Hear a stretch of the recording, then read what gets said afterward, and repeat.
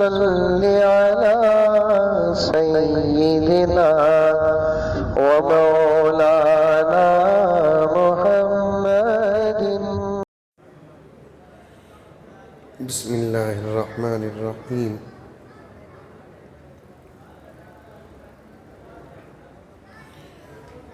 يا أيها الناس اتقوا ربكم الذي خلقكم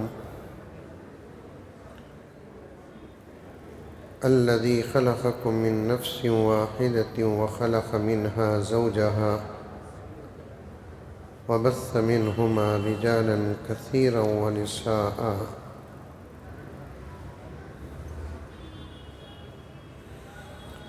واتقوا الله الذي تساءلون به والأرحام إن الله كان عليكم رقيبا.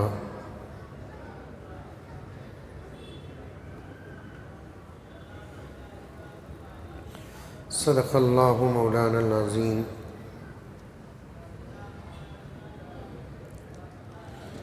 ایک مرتبہ پوری محبت کے ساتھ درود شریف پڑھ لیں.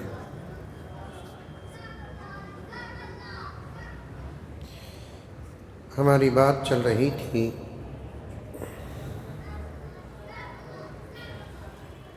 رشتہ داروں کے حقوق اور اس کے ضمن میں حضرت عبداللہ ابن سلام رضی اللہ تعالی عنہ کی ایک روایت. حضرت عبداللہ ابن سلام رضی اللہ تعالی عنہ خود فرماتے ہیں میں ایمان قبول کرنے کے بعد پیارے آقا صلی اللہ علیہ وسلم سے جس حدیث کو سنا، جن باتوں کو سنا، وہ یہ باتیں ہیں. آقا صلی اللہ علیہ وسلم نے فرمایا کہ یا ایھا الناس افشوا السلام، اے لوگوں کثرت سے سلام کرو. اس کے بعد آقا نے دوسری بات ارشاد فرمائی وَأَطْعِمُوا الطَّعَامَ، آپس میں اللہ کی رضا کے لیے لوگوں کو کھانا بھی کھلایا کرو.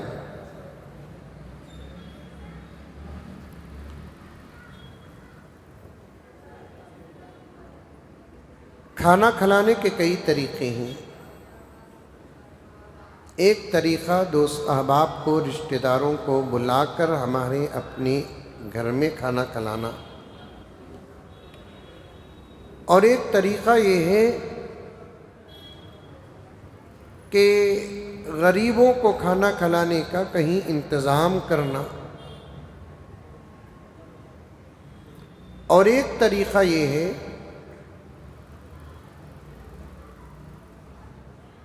کھانا کھلانے کا کسی کو پیسے دے دینا بھی کھانا کھلانے میں داخل ہے.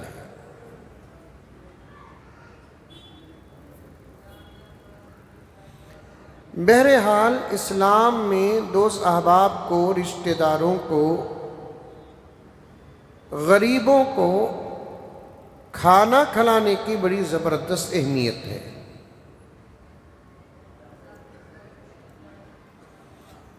اور ایک جگہ ایک حدیث میں پیارے آقا صلی اللہ علیہ وسلم نے فرمایا، جب ایک صحابی نے آقا سے پوچھا کہ یا رسول اللہ صلی اللہ علیہ وسلم سب سے بہترین اسلام کون سا ہے؟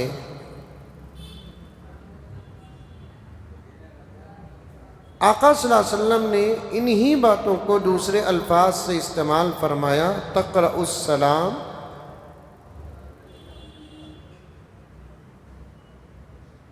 علی من عرفت ومن لم تعرف، تطعم الطعام وتقرأ السلام، کھانا کھلانا اور سلام کرنا یہ بہترین اسلام ہے.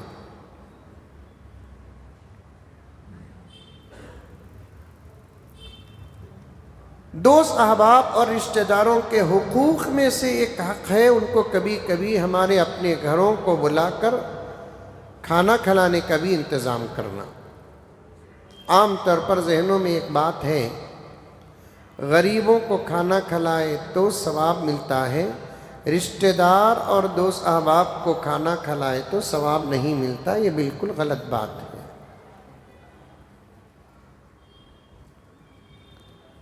غریبوں کو کھانا کھلائیں گے تب بھی ثواب ملتا ہے، رشتہ دار دوست احباب کو کھانا کھلائیں گے تب بھی ثواب ملتا ہے۔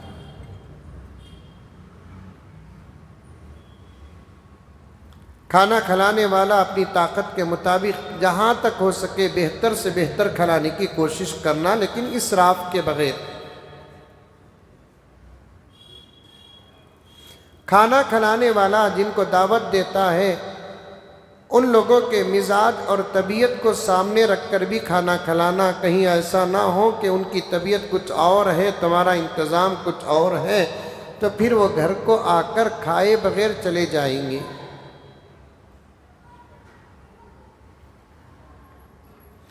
کھانا کھلانے میں اسراف بھی نہیں ہونا، بخالت بھی نہیں ہونا۔ اللہ تعالیٰ طاقت دیا ہے، باوجود اس کے انتہا درجے پر اتنا سادہ کھانا رکھ رہے ہیں کہ وہ عام طور پر اس کو دعوت میں شمار نہیں کرتے۔ اور بعض لوگ دعوت کا انتظام اتنا زبردست کرتے ہیں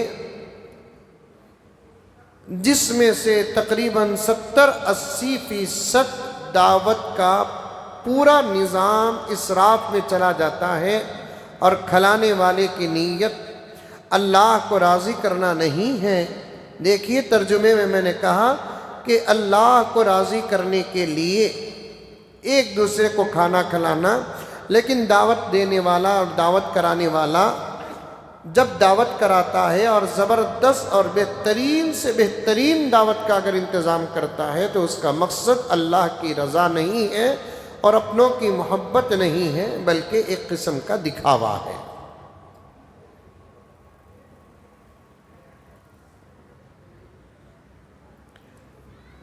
بغیر کسی ترتیب کے کچھ باتیں عرض کرتا ہوں۔ پہلی بات یہ ہے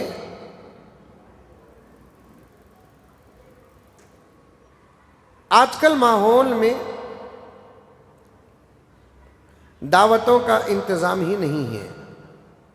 کوئی عید برات ہوتی ہے تو دعوت، شادیاں ہوتی ہیں تو دعوت، یا کسی کا انتقال ہو جاتا ہے تو پھر تعزیت کی دعوتیں ہوتی ہیں۔ اس کے علاوہ دعوت کا کوئی انتظام ہی نہیں ہوتا۔ مہینے مہینے گزر جاتے ہیں، کوئی بھائی کسی بھائی کے گھر میں جا کر ہاتھ دھو کر، بہن بھائی کے گھر جا کر ہاتھ دھو کر، اور بھائی بہن کے گھر جا کر ہاتھ دھو کر مہینے مہینے گزر جاتے ہیں۔ یہ اچھی بات نہیں ہے۔ محبتوں کو زیادہ کرنے کی فکر کرنی چاہیے۔ محبتیں زیادہ بھی ہوتی ہیں اور محبتیں کم بھی ہوتی چلی جاتی ہیں۔ ایک ہی لیول پر محبتیں خاندان کے رشتہ داروں کی قائم نہیں رہتی، یا تو وہ زیادہ ہوتی جاتی ہیں یا تو وہ کم ہوتی رہتی ہیں۔ کم ہونے کی موقع نہیں دینا، ہم جتنا ہو سکے ہم کوشش کر کے ہمارے اپنے جائز محبتوں کو زیادہ کرنے کی کوشش کرنا۔ محبتوں میں اضافہ کرنے کے جو اسباب اللہ اور اللہ کے رسول نے بیان کیے ہیں، میرے پیاروں اس پر عمل کر کے دیکھو، انشاءاللہ تعالی نفرتیں ختم ہو جائیں گی اور محبتوں میں اضافہ ہو جائے گا۔ محبتوں کے اضافہ کرنے کی صورتوں میں سے ایک صورت کیا ہے؟ دعوتوں کا انتظام کرنا۔ سال میں 1-2-3 مرتبہ بھائی بہنوں کو جمع کر کے، کبھی 1 مرتبہ 2 مرتبہ سسرال والوں کو جمع کر کے، کبھی 1-2 مرتبہ دوست احباب کو جمع کر کے اپنے گھروں میں دعوتوں کا انتظام کرنا۔ اور دعوت دینے والے کی جیسی طاقت ہے ویسی طاقت ہی کا اعتبار ہوگا۔ ایسا نہیں کہ آج بیان میں دعوت دینے کی فضیلت آئی ہے تو پھر سال بھر دعوتوں میں لگے رہے، ایسا نہیں ہے۔ وقتاً فوقتاً کبھی ہمیں چلے جانا، کبھی ہمارے بھائی بہنوں کو، سالے سالیوں کو، کیا کہتے ہیں، ہمارے اپنے خون کے رشتہ داروں کو ہمارے دودھ کے رشتہ داروں کو گھروں کے اندر جمانے کی فکر کرنا، اس کے دو فائدے ہیں۔ ایک دعوت والی سنت ادا ہو جائے گی، دوسرا محبت پیدا ہو جائے گی۔ بلکہ اور ایک فائدہ بھی بتا دیتا ہوں، ایک دعوت والی سنت ادا ہو جائے گی، دوسرا محبتوں میں اضافہ ہو جائے گا، تیسرا الحمدللہ ثم الحمدللہ ہماری نسلوں میں رشتہ داروں کی پہچان بھی آ جائے گی۔ اور ایک بات کہوں، میں بہت اچھی بات کہہ رہا ہوں، ایسے گھروں میں دعوتوں کا انتظام کرنے سے کبھی کبھی ہے نا رشتہ داروں میں ہی نکاح کے رشتے بھی جڑ جاتے ہیں۔ کتنے گھرانے ایسے ہیں اپنے سگے بھائی کو کس عمر کی بیٹی ہے پتہ تک نہیں،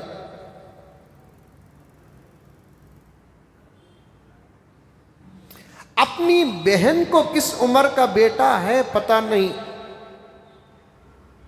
ایسا بھی اظہار ہوتا ہے، کبھی کبھی اپنے بچوں کی شادیوں کی دعوت دیتے وقت کہیں جاتے ہیں تو تب ان کے گھر کے اندر بچی یا بچی نظر آتی ہے تو اس وقت پچھتانا، ارے رے رے رے رے ہمارے خاندان میں یہ لائق کی بچی ہے، ہمارے خاندان میں یہ لائق کا بچہ ہے، ہمیں بتا تک نہیں ہے، اے کاش کہ ہمیں پتہ ہو جاتا تو ہم ہمارے بچے یا بچی کا رشتہ یہیں کر دیتے۔ یہ نقصان ہوا کیوں؟ اس قسم کی دعوتوں کا انتظام نہ ہونے کی وجہ۔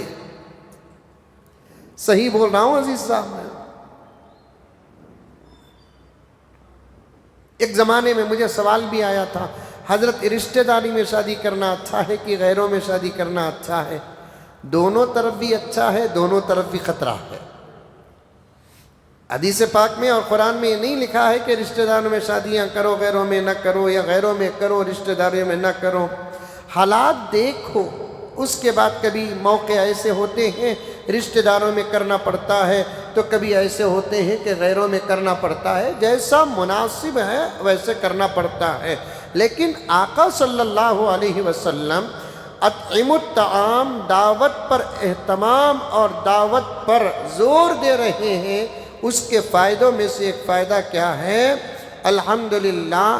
اور ایک بات بتاتا ہوں کہ ہمارے گھروں کو مہمان آنا، دعوت دیے تو نہ مہمان آتا ہے، اور جب مہمان آتا ہے تو گھروں کے اندر برکت آتی ہے۔ مہمان آتا ہے تو اللہ تبارک و تعالی بند دروازوں کو کھول دیتے ہیں۔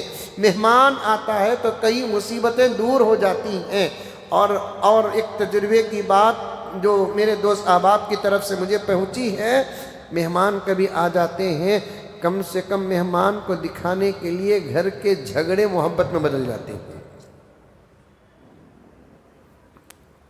ایک ساتھی مجھے ایک زمانے میں کہا، بہت پرانی بات کہہ رہا ہوں، کہ حضرت میری بیوی مجھے تقریباً بات چھوڑ کر 3-4 مہینے ہو گئے۔ ایسے بیویاں بھی ہیں، ایسے شوہراں بھی ہیں۔ دیکھیں عبدالواحد کتنا پریشان ہو گئے۔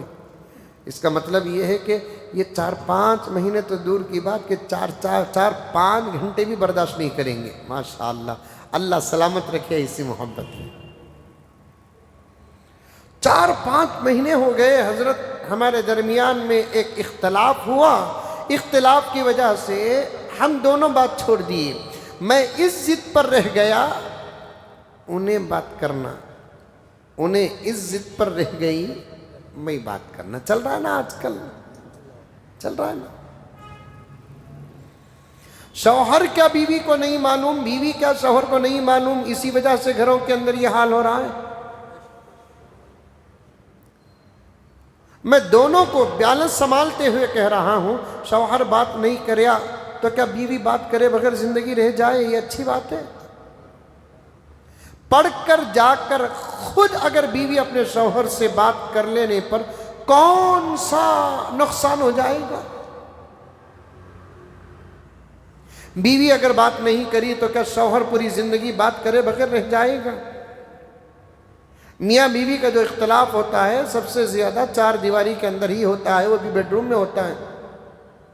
بیوی بات نہیں کری تو کم سے کم شوہر ہی جا کر بات کر لیا، کہ آپ بھی ایک بہانے سے بات کر لیا، چھوڑو خیر ایک چائے لاؤ جی، ہو گیا قصہ ختم۔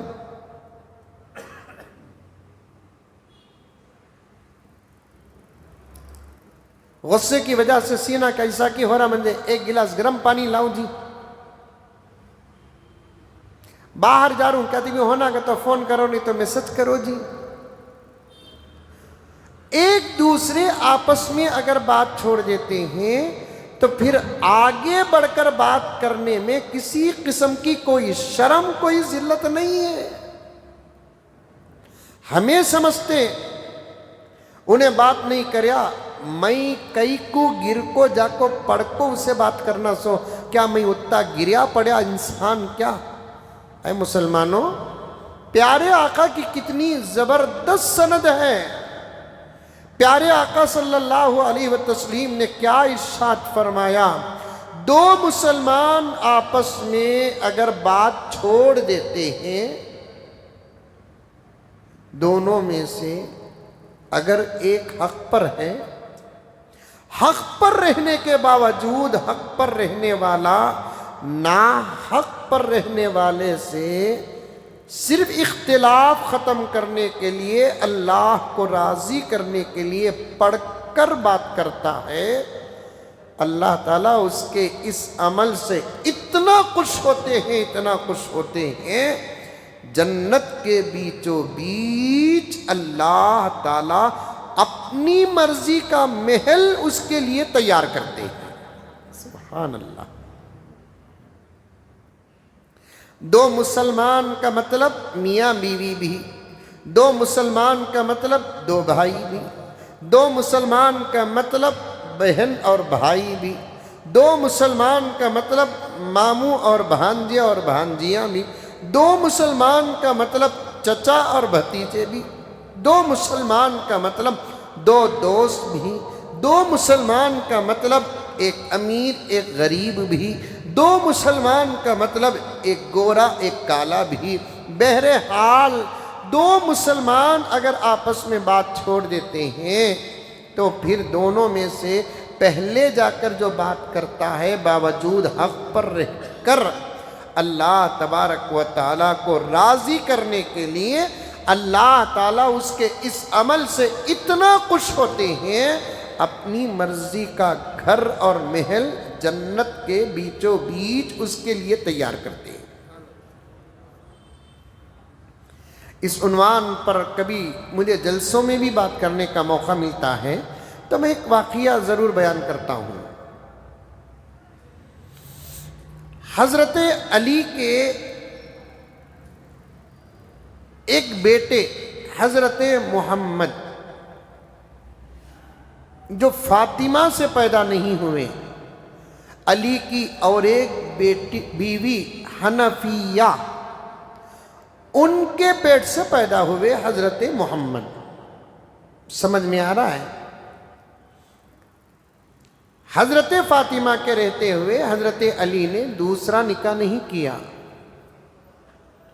اور فاطمہ کی خصوصیت تھی علی کے, فاطمہ کے ہوتے ہوئے علی کو دوسرے نکاح کرنے کی اجازت بھی نہیں تھی. یہ صرف وہ جوڑے کے لیے قانون تھا, کسی اور کے لیے نہیں. آئی بات سمجھ میں؟ ورنہ ابو جہل کی بیٹی اسلام قبول کر لی, علی نکاح کرنے کا ارادہ کیے, حضور نے روک دیا. تاریخی بات ہے یہ, اس سے کوئی مسئلہ نہیں نکلتا. حضرت فاطمہ رضی اللہ تعالی عنہا بنت رسول صلی اللہ علیہ وسلم کے وصال کے بعد حضرت علی نے ایک اور ایک سے نکاح کیا. اس بیوی محترمہ کا نام ہے حضرت حنفیہ. ان سے جو بچہ پیدا ہوا ان کا نام ہے محمد. لیکن حضرت محمد ابن الحنفیہ کا علم اور ان کے اخلاق دیکھو کتنے اچھے ہیں. انہوں نے اپنے نام کے ساتھ اپنے باپ کا نام نہیں رکھا. حسن ابن علی, حسین ابن علی ہونا تو یہ تھا کہ محمد ابن علی. کسی نے پوچھا, عرب کا ایک مزاج ہے, باپ یا ماں کے نام کے ساتھ یا دادا یا دادی کے نام کے ساتھ اپنا نام رکھتے ہیں. کسی نے پوچھا حضرت محمد سے کہ آپ اپنے نام کے ساتھ علی کا نام نہیں رکھتے؟ بات تو پکی ہے کہ آپ حضرت امیر المؤمنین علی رضی اللہ تعالیٰ عنہ کے بیٹے ہیں، لیکن آپ اپنے نام کے ساتھ علی کو نہیں رکھا، اپنی ماں کا نام اپنے نام کے ساتھ جوڑ لیا۔ تو حضرت محمد نے جواب دیا کہ میں جان بوجھ کر یہ کام کیا، اس لیے کہ میں اگر میرے نام کے ساتھ میرے ابا علی کا نام رکھ لیتا تو پھر مجھے ماں اور باپ شریک بھائی حسن اور حسین کے سمجھ جاتے، کہاں فاطمہ کے بیٹے اور کہاں حنفیہ کا بیٹا۔ سبحان اللہ۔ اور ایک بات بتاتا ہوں، سنیے منور صاحب، اس زمانے میں سوتیلے پن میں بھی کیا محبت تھی، دیکھو کیا ادب تھا، دیکھو۔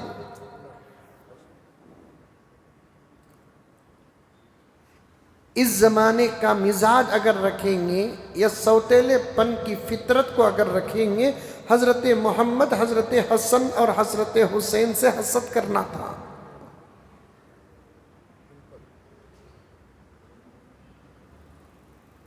دو بھائی اگر ایسے ہوں جن کا باپ ایک ہو، ماں الگ الگ ہو، آج کے زمانے میں کتنا لڑتے؟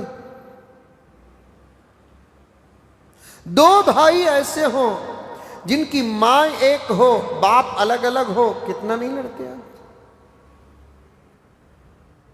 امام محمد رحمت اللہ علیہ جو ابن الحنفیہ ہے، وہ اپنے بھائیوں کا حسن اور حسین کا خون تو ایک تھا، دودھ الگ تھا، لیکن بڑا ادب کرتے تھے۔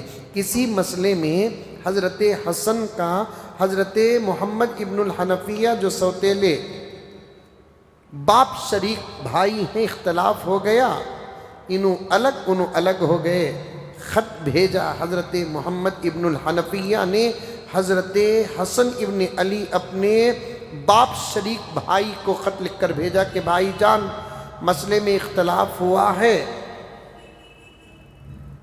آپ شاید مجھ سے ناراض ہوں گے، میں بھی بحیثیت انسان کے فطرت کے سامنے کچھ ناراض ہو گیا، اب آپ کا میرے سے، میرا آپ سے بات کیے بغیر رہنا اچھا نہیں ہے، میں خود آپ کے پاس آ کر بات کر لوں۔ یہ بہت اچھی بات ہے، لیکن اس سے اچھی بات یہ ہے کہ آپ آ کر میرے سے بات کر لیں۔ حالانکہ عقل اس فلسفے کو مانتا نہیں۔ اچھی بات یہ ہے کہ میں آپ سے آ کر بات کر لوں، لیکن اس سے اچھی بات یہ ہے بھائی جان کہ آپ میرے سے آ کر بات کر لیں۔